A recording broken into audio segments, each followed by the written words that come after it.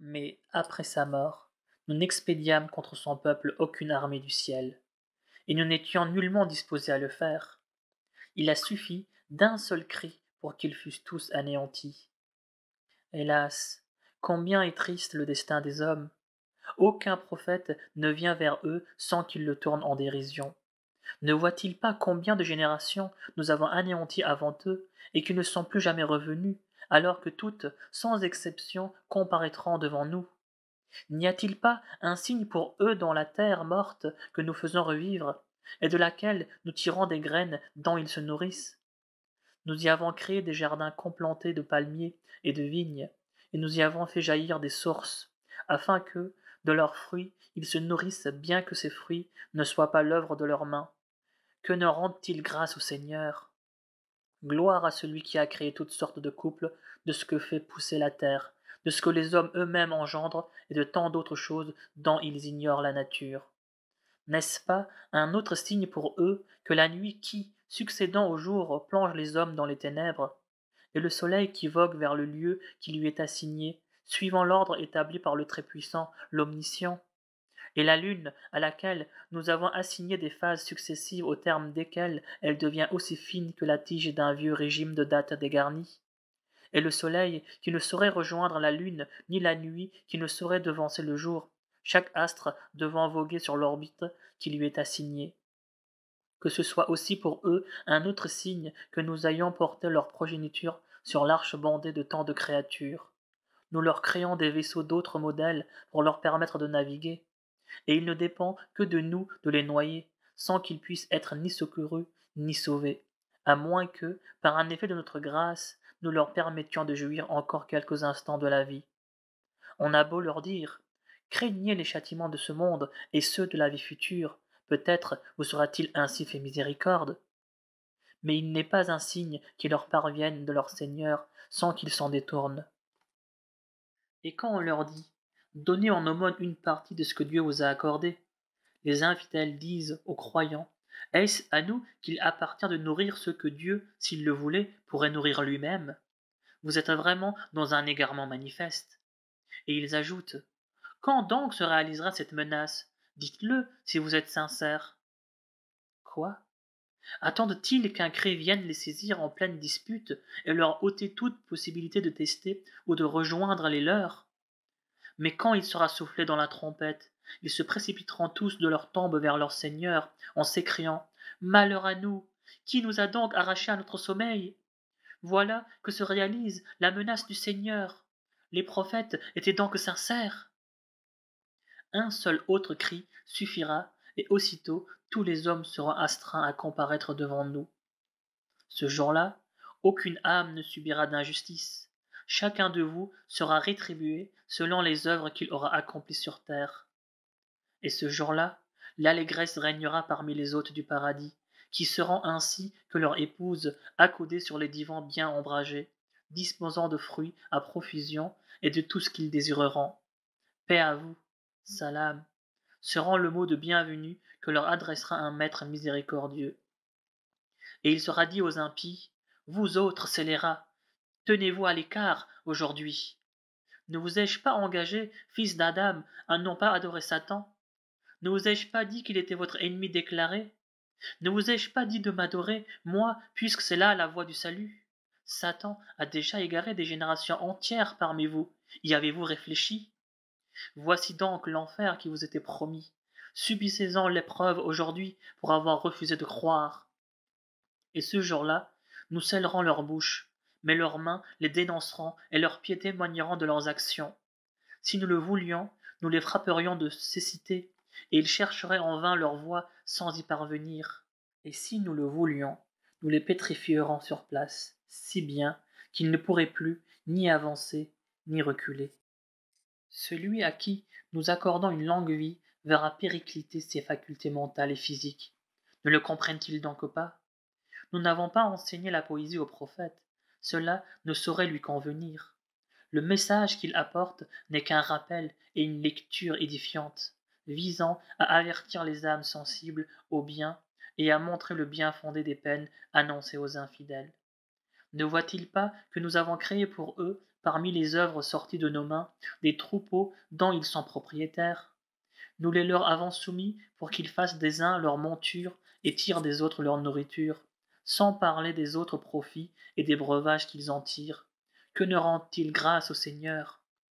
Les impies adorent des divinités en dehors de Dieu, dans l'espoir de bénéficier de leur assistance. Mais ces divinités ne peuvent leur porter aucun secours. Elles forment plutôt une armée de requis qui sera appelée à témoigner contre ces adorateurs. Que leurs discours ne te chagrinent point. Nous savons ce qu'ils disent en secret et ce qu'ils divulguent. L'homme oublie-t-il que nous l'avons créé d'une goutte de sperme, au point de s'ériger en véritable adversaire? Et oubliant même jusqu'à sa propre création, il nous lance ce proverbe: Qui peut ranimer les ossements tombés en poussière? Réponds-lui: les ranimera celui qui les a créés la première fois, car son pouvoir de créer n'a point de limite. C'est celui qui fait jaillir de l'arbre vert une étincelle dont vous allumez vos feux. Est-ce que celui qui a créé les cieux et la terre ne serait pas capable de créer leur pareil? Oui, bien sûr. N'est-il pas le Créateur, l'Omniscient? Quand il veut une chose, il n'est pour lui que lui dire sois, et la chose est. Gloire donc à celui qui détient dans sa main la souveraineté absolue sur toute chose. C'est vers lui que vous serez tous ramenés. Sourate des rangs, As-Saffat. Au nom de Dieu, le clément, le miséricordieux. Par les anges disposés en rang serré, qui montent une garde vigilante et bénissent inlassablement le nom du Seigneur, en répétant: Votre Dieu est unique. Il est le maître des cieux, de la terre et des espaces interstellaires, et il est le maître des orients. En vérité, nous avons donné au ciel le plus proche une parure d'étoiles, afin de le protéger contre les démons rebelles, et les empêcher, en les harcelant de toutes parts, de venir surprendre quelque secret du monde céleste. Ainsi refoulés, ils seront livrés à un tourment permanent, à moins que l'un d'eux ne saisisse au vol quelque bribe d'entretien, mais ils seraient alors aussitôt poursuivis par un météore flamboyant. Demande aux infidèles lequel fut plus difficile pour nous à créer, d'eux ou des autres créatures. Eux, nous les avons tirés d'une simple terre glaise, mais pendant que tu t'émerveilles devant la puissance divine, eux se contentent de s'en moquer, et lorsqu'on les exhorte, ils font preuve d'une totale insensibilité. Voient-ils quelque signe de Dieu, ils le tournent aussitôt en dérision. Ce n'est là que pure magie, disent-ils. Est-ce que, une fois morts et réduits en ossements et en poussière, nous allons être ramenés à la vie?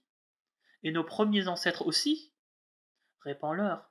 Bien sûr que vous serez ressuscités et humblement soumis.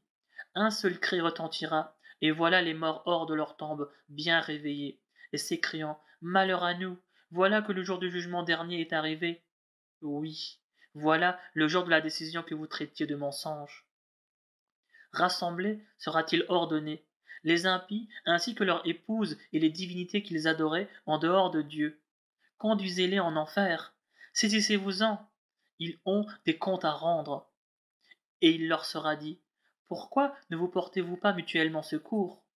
Mais ce jour-là, ils se seront totalement soumis, et se tournant les uns vers les autres, ils se feront de mutuels reproches. Vous nous avez entraînés dans votre sillage, diront les impies à leur maître. Ce n'est pas vrai, rétorqueront leur maître, vous n'avez jamais été croyants.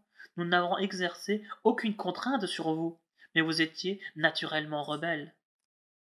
Voici que se réalise, contre nous tous, l'arrêt de notre Seigneur, nous condamnant à expier nos fautes, dans le tourment et la douleur.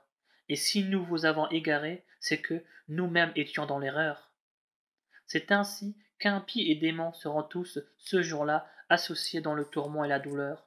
Et c'est ainsi, en vérité, que nous traiterons les criminels, qui, quand on leur disait « Il n'y a d'autre divinité que Dieu », sans fait d'orgueil, et rétorquaient « Quoi? Allons-nous abandonner nos divinités pour suivre un poète en délire? » Bien au contraire, le prophète apporte la vérité et confirme la mission des autres envoyés. Vous serez, certes, exposés à un douloureux châtiment, mais vous ne serez rétribués que selon les œuvres que vous aurez accomplies, pendant que les serviteurs élus de Dieu recevront, eux, en dons continuels, toutes sortes de fruits, et seront honorés dans les jardins des délices. se faisant face et confortablement installés. On fera circuler entre eux, dans des coupes, une liqueur limpide et d'une saveur exquise, qui ne provoque ni ivresse ni malaise, et ils auront auprès d'eux leurs épouses aux grands yeux, au regard chaste et au teint d'une blancheur immaculée. Puis, se tournant les uns vers les autres, ils se poseront des questions, et l'un d'eux racontera: J'avais un compagnon qui me disait: Es-tu de ceux qui croient à la résurrection? Crois-tu que, une fois morts et réduits à des ossements et à de la poussière, nous aurons des comptes à rendre? Voudriez-vous, proposera-t-il, jeter un regard d'en haut? Et apercevant son compagnon au fin fond de l'enfer, il lui dira: Par Dieu, tu as bien failli causer ma perte, et sans la grâce de Dieu, j'aurais été du nombre des damnés. Est-il donc vrai que nous ne sommes morts que de notre première mort, et que nous ne serons jamais suppliciés? En vérité, c'est cela le comble de la félicité, et c'est pour accéder à pareille félicité que les énergies doivent se mobiliser. Que vaut-il mieux? Ce lieu de séjour ou l'arbre de Zakkoum, dont nous avons fait en vérité une épreuve pour les injustes? C'est un arbre qui sort du fond de l'enfer, et dont les fruits ressemblent à des têtes de démons. Les réprouvés seront amenés à en manger et à s'en emplir le ventre, puis à se gorger par-dessus d'un liquide bouillant, avant de retourner ensuite dans la fournaise. C'est qu'ils avaient trouvé leurs ancêtres dans l'erreur et s'étaient précipités sur leurs traces sans réfléchir. Mais, avant eux, la plupart des peuples se sont déjà égarés, et ce ne fut pas faute de prophètes pour les avertir. Considère ce qu'il est advenu de ceux qu'on avait en vain avertis. Seuls les serviteurs élus de Dieu ont été épargnés. Noé avait imploré notre secours, et certes, il ne pouvait en souhaiter de meilleur.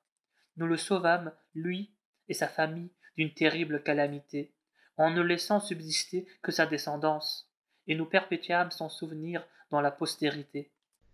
Que le salut soit sur Noé dans tout l'univers. C'est ainsi que nous récompensons les hommes de bien. Il était du nombre de nos fidèles serviteurs, et nous avons ensuite noyé les autres.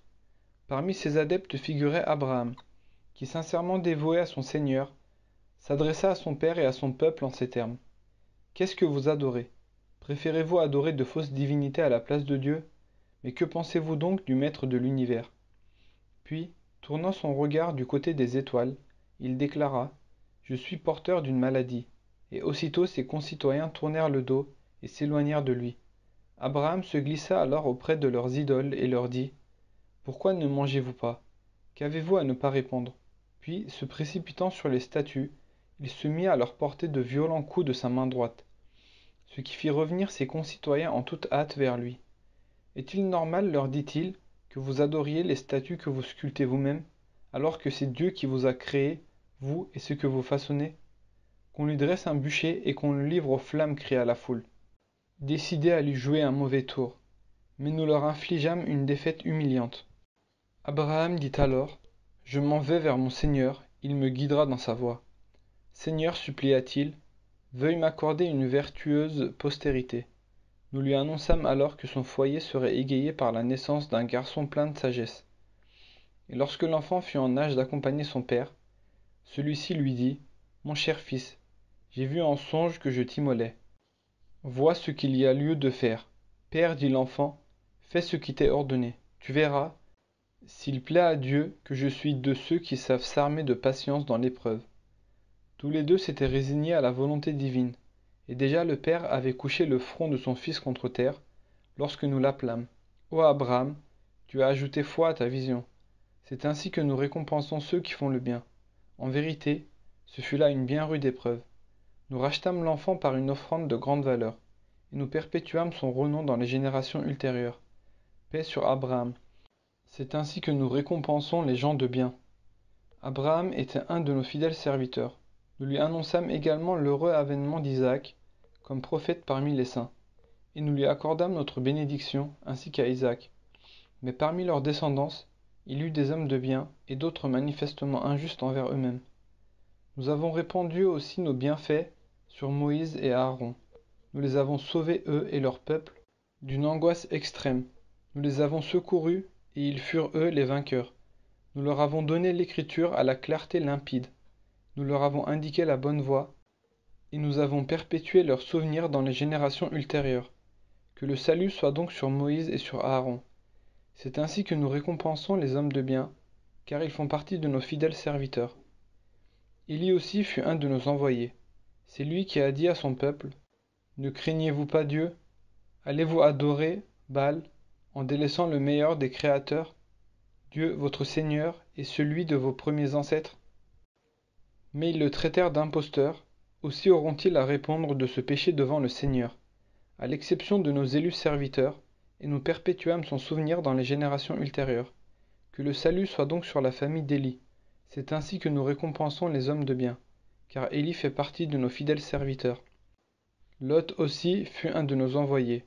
Nous l'avons sauvé, lui et toute sa famille. Seule sa vieille femme fut du nombre des réprouvés.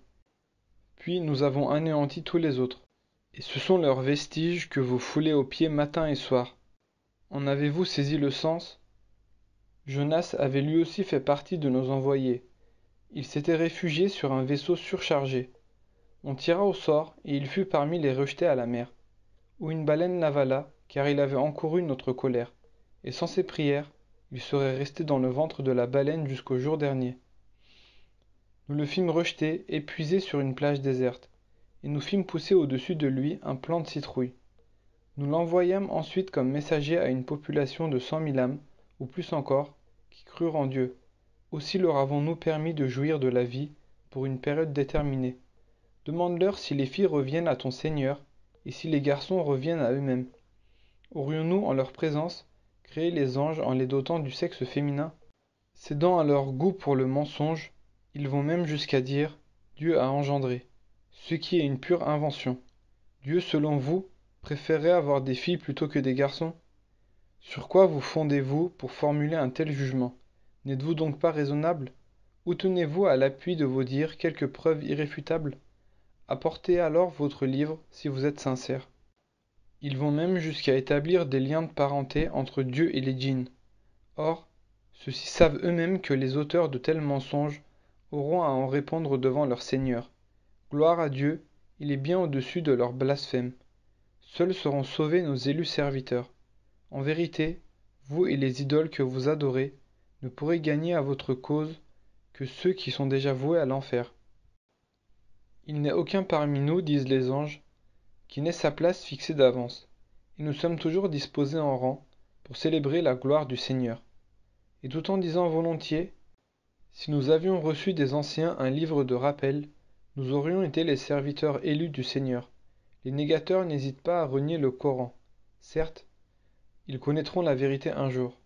Nous avions déjà promis à nos fidèles envoyés que notre assistance leur serait acquise, et que ce sont nos troupes qui remporteraient la victoire. Éloigne-toi d'eux pour un temps, et observe-les. Eux-mêmes verront à quoi ils s'exposent. Trouverait-il que notre châtiment est trop lent à venir? Or, quand celui-ci s'abattra sur eux, quel mauvais matin alors pour ceux qu'on aura vainement avertis. Éloigne-toi d'eux pour un temps encore, et observe-les. Eux-mêmes verront à quoi ils s'exposent. Gloire à Dieu, le Maître suprême, que ne peuvent atteindre les calomnies des hommes. Paix et salut aux envoyés, et louange à Dieu, le Maître souverain de l'univers. Au nom de Dieu, le clément, le miséricordieux. Saad, par le Coran plein d'enseignements édifiants. En vérité, les négateurs vivent dans l'orgueil et la dissidence.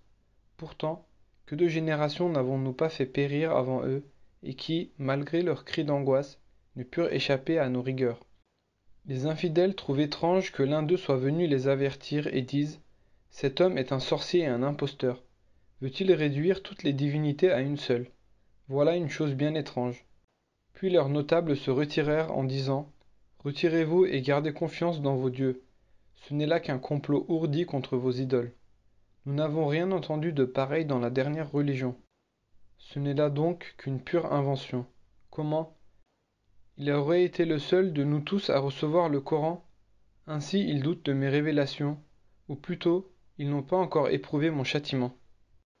Possède-t-il les trésors de la grâce de ton Seigneur, le Tout-Puissant, le généreux dispensateur, ou dispose-t-il des cieux, de la terre et des espaces interstellaires? Eh bien, qu'ils en gravissent donc les marches. Ce n'est là qu'une armée de factieux qui sera ici même mise en déroute. Avant eux, les peuples de Noé, de Had et de Pharaon, le maître des pilastres, avaient déjà crié au mensonge, ainsi que les Tamuds, le peuple de Lot, et les gens d'Alaïka. Tous étaient des factieux. Et tous ont traité les prophètes de menteurs et ont encouru mon châtiment. Ces gens-là n'auront à attendre qu'un seul cri qui ne sera pas répété. Seigneur, disent-ils, envoie-nous notre part de châtiment avant le jour du jugement. Supporte avec patience leurs propos. Souviens-toi de notre serviteur David, si plein de dévotion et si prompt au repentir. Nous avons soumis les montagnes à célébrer avec lui notre gloire, au soir et à l'aurore, ainsi que les oiseaux rassemblés autour de lui, qui tous obéissaient à leur Seigneur. Nous avons consolidé son royaume, nous lui avons donné la sagesse, et nous l'avons initié à l'art d'arbitrer les litiges. Connais-tu l'histoire de ces deux plaideurs qui escaladèrent le prétoire et s'introduisirent auprès de David, qui en fut saisi de frayeur? Ne crains rien, lui dirent-ils. Nous sommes deux plaideurs. L'un de nous a agi iniquement envers l'autre. Départage-nous en toute justice et sans partialité. Guide-nous vers le droit chemin. Cet homme est mon frère, déclara l'un d'eux. Il possède 99 brebis, et moi je n'en ai qu'une. Il m'a demandé de la lui céder pour compléter son troupeau. J'ai dû m'incliner devant son insistance. Ton frère, répondit David, a effectivement commis une injustice en te demandant ta brebis pour l'ajouter à son troupeau. Un grand nombre d'associés n'hésitent pas à se léser les uns les autres, excepté ceux qui croient en Dieu et font le bien. Mais hélas, ces derniers sont fort peu nombreux, et David pensa que nous le mettions à l'épreuve dans cet exemple. Il implora alors le pardon de son maître, se prosterna et se repentit. Nous lui avons alors pardonné la faute qu'il avait commise. Nous lui réservons auprès de nous une place de choix, et lui accordons un beau lieu de retour. Ô David, nous faisons de toi un vicaire sur terre, juge entre les hommes en toute équité, et garde-toi de suivre tes penchants si tu veux rester dans la voie du Seigneur, car ceux qui dévient de la voie du Seigneur subiront de terribles châtiments pour avoir oublié le jour du jugement. Nous n'avons pas créé en vain les cieux, la terre et les espaces interstellaires, comme le pensent les infidèles. Malheur donc aux infidèles, car ils sont voués à l'enfer. Traiterons-nous ceux qui croient et font le bien de la même façon que ceux qui sèment le mal sur la terre? Réserverons-nous le même sort aux hommes vertueux et à ceux qui sont pervers? C'est un livre béni que nous t'avons révélé, afin que les hommes de bon sens en méditent les versets et s'y arrêtent pour réfléchir. Nous fîmes de Salomon un don à David, et ce fils fut un excellent serviteur de Dieu, toujours enclin au repentir. Un soir, pendant qu'on faisait défiler devant lui de magnifiques coursiers, Salomon s'écria: Ainsi l'attachement au bien de ce monde m'a fait oublier d'invoquer mon Seigneur. Et le soleil s'est déjà couché, sans que j'aie accompli ma prière. Ramenez-les-moi, dit-il, et il leur fit trancher les jarrets et les encolures. Nous avons soumis Salomon à l'épreuve en déposant un spectre sur son trône. Mais il se repentit par la suite. Seigneur, dit-il, pardonne-moi et accorde-moi un royaume que nul autre après moi ne puisse avoir. Tu es le dispensateur suprême. Nous lui soumîmes le vent qui, sur son ordre, soufflait docilement là où il l'envoyait, et les démons, tous bâtisseurs et plongeurs, ainsi que d'autres démons, accouplés dans les chaînes. Tels sont nos dons, Salomon. Distribue-les ou garde-les sans en avoir à en rendre compte. Salomon occupe une place de choix auprès de nous, et nous lui avons assuré un beau lieu de retour. Rappelle-toi aussi notre serviteur Job, lorsqu'il adressa à son Seigneur cette plainte. Satan ne fait que m'accabler de tourments et de tortures. Frappe le sol du pied, lui fut-il dit. Voici une source d'eau fraîche pour te laver et étancher ta soif. Et nous lui rendîmes sa famille 2 fois plus nombreuse qu'elle n'était. Ce fut là une miséricorde de notre part et un rappel pour les gens doués d'intelligence. Nous lui dîmes encore: Prends une gerbe de brindilles, frappe-en ton épouse pour ne pas violer ton serment.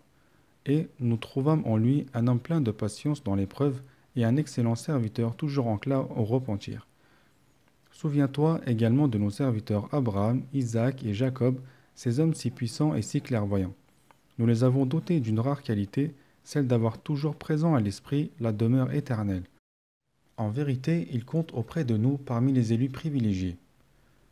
Mentionne aussi Ismaël, Élisée et Doulkifl, tous trois serviteurs d'élite. C'est là un simple rappel, car le meilleur destin sera toujours réservé à ceux qui craignent le Seigneur et devant lesquels s'ouvriront toutes grandes les portes des jardins d'Éden, et où ils se reposeront en toute quiétude, et où, à leur demande, des fruits et des liqueurs leur seront abondamment servis auprès de leur chaste épouse, toutes d'égale jeunesse. Voilà ce qui vous est promis pour le jour du jugement dernier, et tous ces biens que nous vous offrons n'auront pas de fin. Tel est l'arrêt du Seigneur. Quant aux rebelles, ils auront la plus triste des destinées, et seront précipités dans cette affreuse demeure qu'est la géhenne, où ils auront pour boire une eau bouillante et pleine d'immondices, ainsi que d'autres supplices multiples et variés. Voici une foule de damnés qui viennent vous rejoindre, dira-t-on au chef des impies. Qu'ils soient les malvenus, rétorqueront ces derniers. Ils tomberont dans le feu de l'enfer. Soyez les malvenus vous-même, car c'est vous qui nous aviez préparé ces détestables guêpiers. Seigneur, imploreront-ils, double le châtiment dans le feu pour ceux qui nous l'ont préparé. Et ils ajouteront, pourquoi ne voyons-nous pas ici des hommes que nous comptions jadis parmi les malfaiteurs? Avons-nous eu tort de nous moquer d'eux, ou leur présence ici échappe à nos regards? Et c'est ainsi, en vérité, que se dérouleront les disputes des damnés de l'enfer. Prophète, dis, ma mission consiste uniquement à avertir. Il n'y a de divinité que Dieu, l'unique, le dominateur suprême, le maître souverain des cieux, de la terre et des espaces interstellaires, le Tout-Puissant, l'Absoluteur. Dis encore, ce Coran est un message solennel, et malgré cela, vous vous en détournez. Je ne détenais aucune science concernant le Conseil suprême des anges lorsqu'il délibérait. Il m'est seulement révélé que je ne suis qu'un avertisseur chargé de transmettre le message en toute clarté. Lorsque ton Seigneur dit aux anges, « Je vais créer un être humain à partir de l'argile. Une fois que je lui aurai donné sa forme définitive et l'aurai animé de mon souffle, vous vous prosternerez devant lui. » Tous les anges, sans exception, se prosternèrent. Seul Satan refusa par orgueil d'obéir, se rangeant ainsi du côté des rebelles. « Ô Satan, dit le Seigneur, qui t'a empêché de te prosterner devant l'être que j'ai créé de mes mains?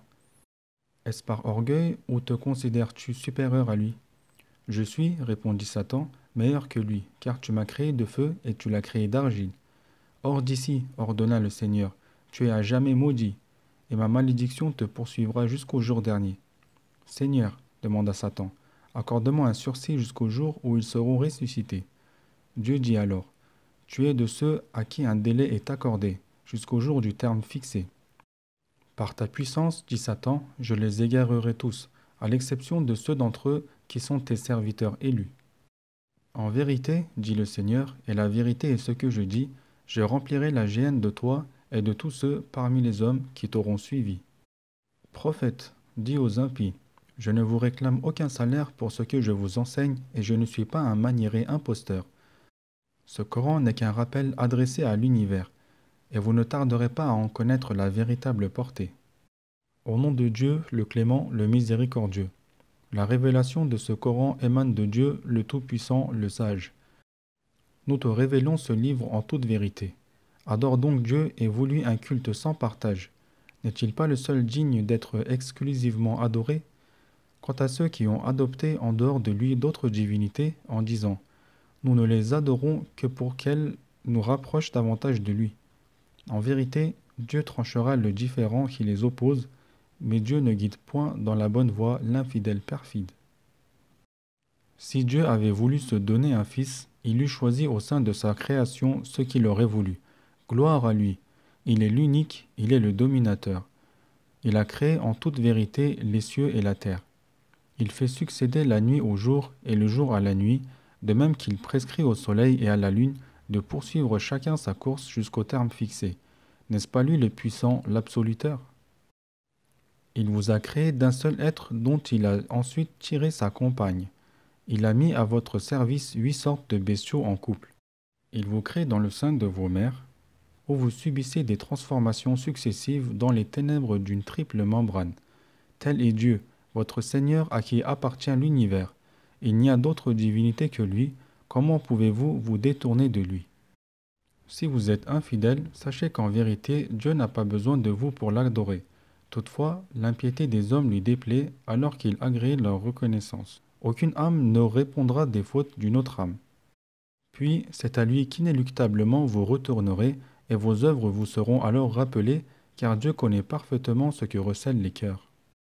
Lorsqu'un mal affecte l'homme, celui-ci implore son Seigneur en toute humilité. Mais quand Dieu lui accorde une faveur, il s'empresse d'oublier le mal qui avait suscité ses prières, et il prête à Dieu des associés en vue de pousser ses semblables à le nier. Dis à cet impie, jouis pour un instant de ton impiété, car tu es voué à faire partie des hôtes de l'enfer. Peut-on comparer ce pécheur à celui qui passe ses nuits en prière, prosterné ou debout, craignant la vie future en plaçant son espoir dans la miséricorde de son Seigneur? Dis, sont-ils égaux ceux qui ont reçu la science et ceux qui ne l'ont point reçue? Seuls des êtres doués d'intelligence sont à même d'y réfléchir.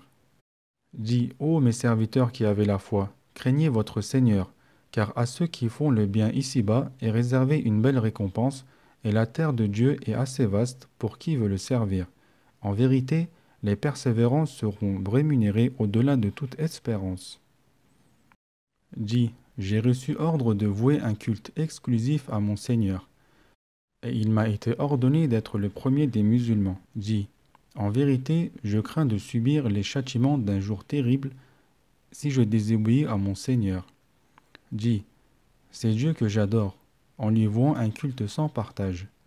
Quant à vous, idolâtres, libre à vous d'adorer qui vous voudrez en dehors de Dieu. Dis, les véritables perdants, ce sont qui auront causé à la fois la perte de leur propre âme et celle des leurs au jour de la résurrection. La voilà la perte irréparable. Un nuage de feu s'étendra au-dessus de leur tête et un autre au-dessous de leurs pieds.